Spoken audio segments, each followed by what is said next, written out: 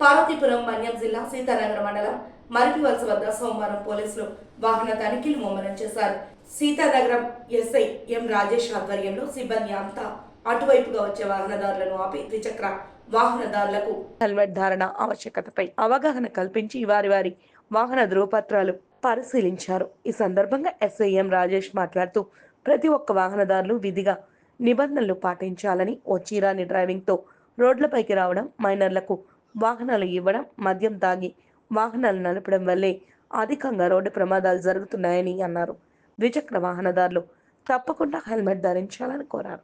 సురక్షిత ప్రయాణానికి ప్రతి ఒక్కరూ మొగ్గు చూపాలని సూచించారు.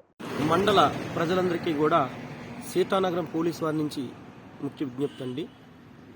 మేము తరచూ కూడా గౌరవ పార్వతీపురం మన్యం జిల్లా ఎస్పీ గారి ఆదేశాల మేరకు రోడ్డు భద్రత అవగాహన కార్యక్రమాలు నిర్వహిస్తున్నాము.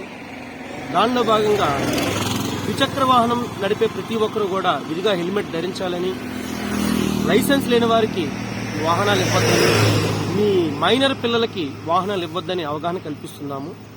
అదేవిధంగా ఆటో డ్రైవర్లు తమ యొక్క డ్రైవింగ్ సీటుకి ఇరువైపులా ప్రయాణికులు ఎక్కించుకోవద్దని అవగాహన కార్యక్రమం నిర్వహిస్తున్నామండి.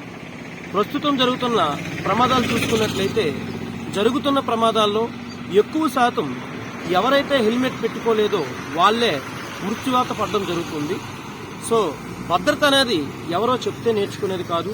భద్రత ముందు మన నుంచి మొదలయ్యి, మన ఇంటి నుంచి మొదలుకొని సమాజం మొత్తం వ్యాపించాల్సినటువంటి అవసరం ఉంది.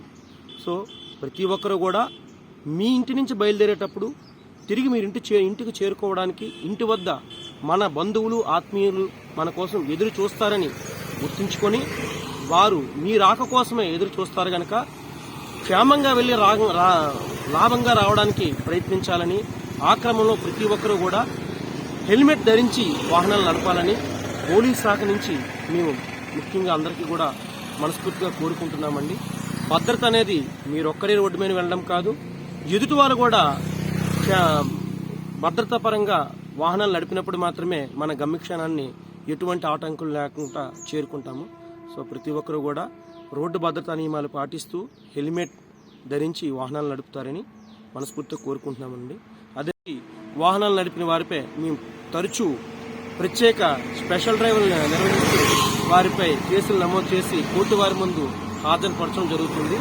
ఎవరైనా మద్యం సేవించి వాహనాలు నడుపుతూ జరిగినట్లయితే వారికి మోటార్ వెహికల్ ఇన్స్పెక్టర్ గారి ద్వారా వారి యొక్క లైసెన్స్ ని రద్దు చేస్తామని కూడా మీడియా ముఖంగా అందరికీ కూడా తెలియపరచుకుంటున్నాం.